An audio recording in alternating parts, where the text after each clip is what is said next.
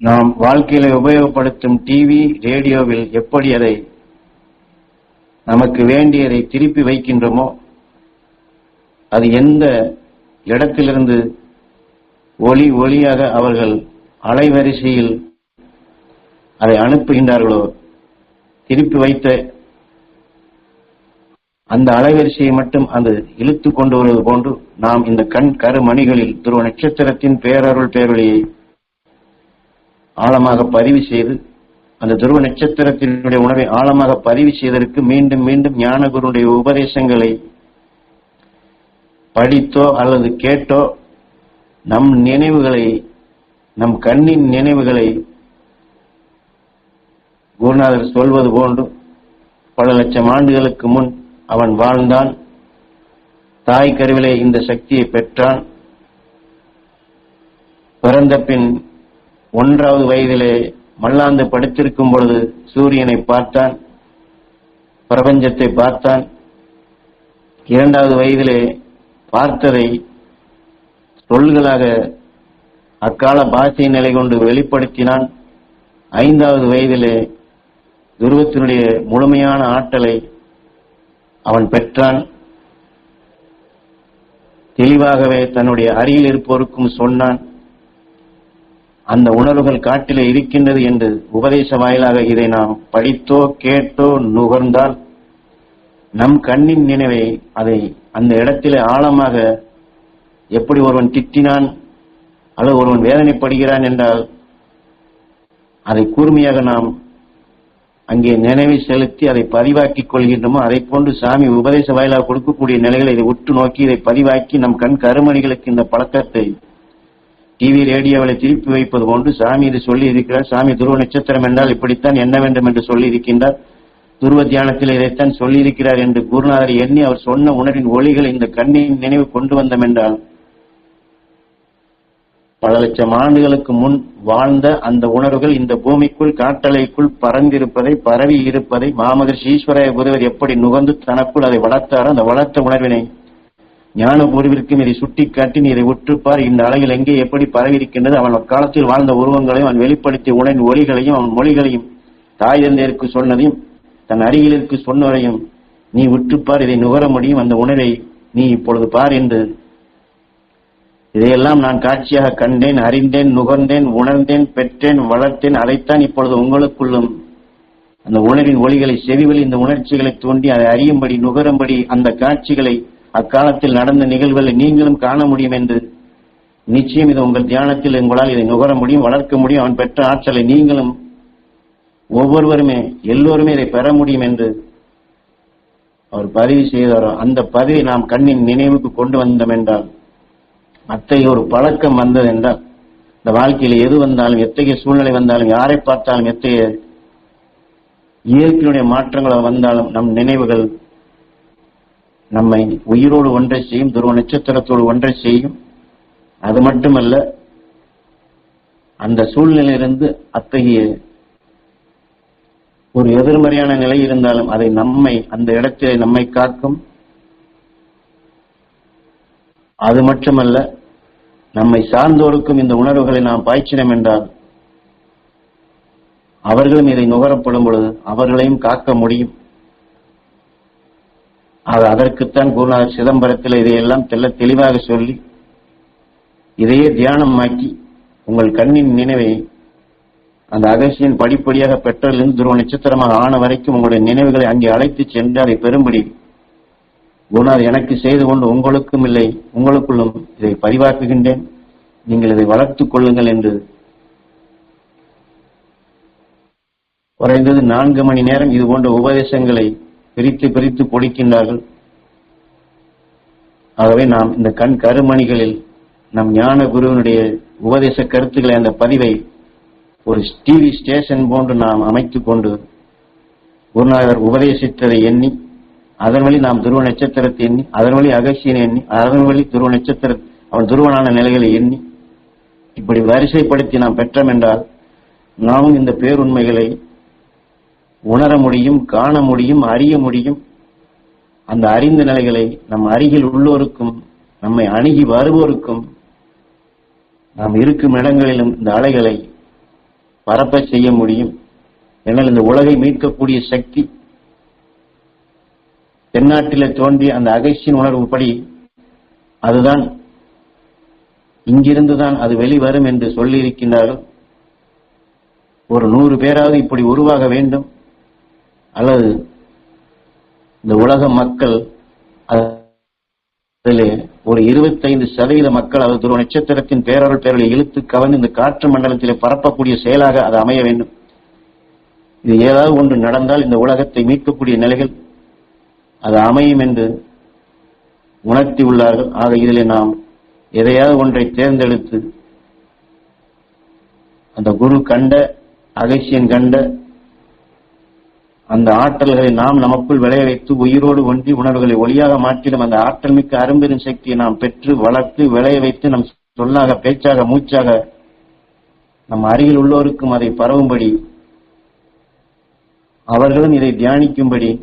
அவர்களும் இந்த உணர்வுகளை எடுத்து கவர்ந்து இந்த உலகம் முழுவதும் பரப்பக்கூடிய சக்தியாக நாம் செயல்பட வேண்டும். அதற்கு இந்த கண் கருமணிகளே துருவ நட்சத்திரத்தின் பேரருள் பேரலை நாம் ஆழமாக, என்றால் நம் கண் கருமணிகள் தான், இந்த கண் தான் இந்த நினைவலைகளை கொண்டு வருவது, நினைவாற்றலை கொண்டு செல்வது. ஆக இந்த கண் கருமணிகளிலே நம் குருநாதர் எதையெல்லாம் நாம் பெற வேண்டும், எதையெல்லாம் நாம் செயல்படுத்த வேண்டும், இந்த உலகிற்கு அடுத்து நாம் எதை வழிகாட்டிகளாக செயல்பட வேண்டும் என்று சொன்னார்கள். இந்த உணர்வை நாம் ஏற்று நாம் அந்த குரு வழியில் இதை நாம் செயல்படுத்துவோம். இங்கே தியானத்தில் அமர்ந்திருக்கும் அனைவரது கண் கருமணிகளிலும் குருநாதர் உபதேசித்த அந்த அருள் வழிப்படி அகஸ்தியன் துருவனாய் துருவ மகிழ்ச்சியாய் துருவ நட்சத்திரமான அந்த பேரருள் பேரலை தியானத்தில் அமர்ந்திருக்கும் அனைவரது கண் கருமணிகளிலும் படர்ந்திட அருள்வாய் ஈஸ்வரா என்று உயிரான ஈசனை வேண்டி நாம் ஏங்கி தியானிப்போம்.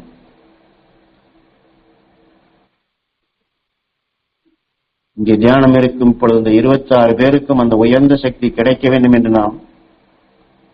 ஞானகுருவின்பால் நினைவை செலுத்தி அவர் உபதேச வாயிலாக பதிவு செய்த அந்த ஆற்றல் மிக்க சக்திகள் அனைவரது கண் கருமணிகளிலும் படர்ந்து அனைவரும் உலகுக்கு வழிகாட்ட வேண்டும் என்று குருநாதர் எதை பதிவு செய்தாரோ அந்த ஆற்றல் அனைவரும் பெற வேண்டும் என்று நம் உயிரிடம் இதை ஆணையிட்டு அத்தகைய சக்திகளாக நாம் வளர்வோம், அத்தகைய தகுதியை நாம் வளர்த்துக் கொள்வோம் என்று ஏங்கி தியானிப்போம். நம் எலும்புகளுக்குள் உறைந்துள்ள ஊனிலே துருவ நட்சத்திரத்தின் பேரருள் பேரொழியை அந்த அணுக்கள் எல்லாம் அந்த சக்தி பெற வேண்டும் என்று குருநாதர் இந்த பயிற்சியை கொடுத்ததனுடைய முழு பலனை நாம் அடைய வேண்டும் என்றால் குரு உபதேச வாயிலாக கொடுத்த நிலையில், உதாரணமாக ஒரு தெருவிலே அங்கே இருக்கக்கூடிய சிறு வயது குழந்தைகள் அல்லது அந்த பையன்கள்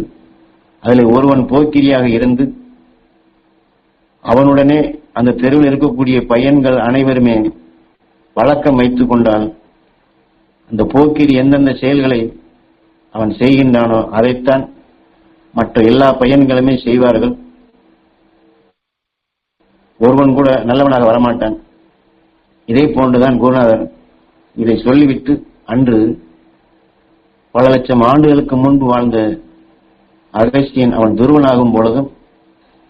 அவன் 5 வயதில் இத்தகைய நிலைகளைத்தான் செயல்படுத்தினான். தாய் கருவில் பெற்ற சக்தியின் துணை கொண்டு அவன் தனக்குள் விளைய வைத்த இயற்கையின் உண்மை நிலைகளை வானியல் புவியியல் உயிரியல் அடிப்படையில் அவன் ஒவ்வொரு நாளும் ஒவ்வொரு சந்தர்ப்பத்திலும் எதையெல்லாம் நுகர்ந்தானோ விண்ணினுடைய ஆற்றலையும் வானுலகத்தினுடைய பேருண்மைகளையும் அதேபோல் பூமிக்குள் இருக்கக்கூடிய தாவரின சத்துக்களை பற்றிய ஆற்றல்களையும் அதே உயிர்களுக்கு வரப்படும் உடலுக்குள் ஏற்படக்கூடிய நிகழ்வுகளையும் இதையெல்லாம் தன்னை அணுகியுள்ள அனைவருக்குமே அவன் இதை அக்கால பாஷையிலே அந்த உணர்வின் ஒளிகளை எழுப்பி அவன் பதிவு செய்கின்றான். அதைத்தான் அக்கால அந்த அகஸ்தியன் வாழ்ந்த காலத்தில் அவனுடன் இணைந்த அவனை சார்ந்தவர்களுக்கும் அது கிடைத்தது. அவர்கள் அனைவருமே அவருடைய ஈர்ப்போட்டத்தில் இன்று சப்தரிஷி மண்டலங்களாக இருக்கின்றார்கள்.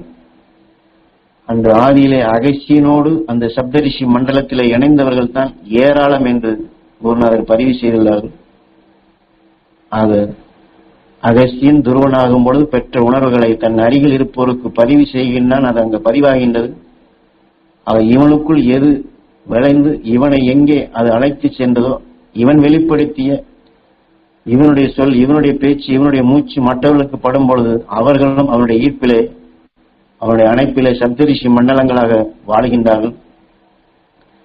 ஆக நாமும் நமது ஞான குரு இவ்வாறு நமக்குள் பதிவு செய்திருக்கின்றார். ஒவ்வொன்றையும் இப்படித்தான் நமக்கு காட்டுகின்றார். ஆக இப்படித்தான் இதை செய்ய வேண்டும், இப்படித்தான் ஞானியின் உணர்வை கவர வேண்டும், இப்படித்தான் நாம் உயிரை எண்ண வேண்டும், இப்படித்தான் நாம் உயிர் வழி சுவாசிக்க வேண்டும், இப்படித்தான் நம்ம வாழ்க்கையில் வரக்கூடிய தீமைகளை மாற்ற வேண்டும், இப்படித்தான் நாம் உலக மக்களை எண்ண வேண்டும் என்று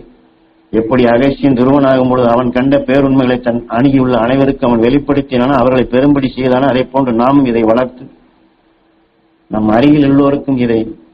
அந்த அகஸ்தியனை போன்று துருவனை போன்று நாம் செயல்படுத்தி அவன் அணைப்பில் அவன் எப்படி சப்தரிஷி மண்டலத்திற்கு அழைத்து சென்றானோ, இதை போன்று நாம் அத்தகைய செயலை செயல்படுத்த வேண்டும் என்றால் நாம் அந்த பதிவை நம் எலும்புக்குள் ஊனுக்குள் குருநாதர் உபதேச வாயிலாக உணர்த்திய இந்த வழிமுறைகளை நாமும் பின்பற்றி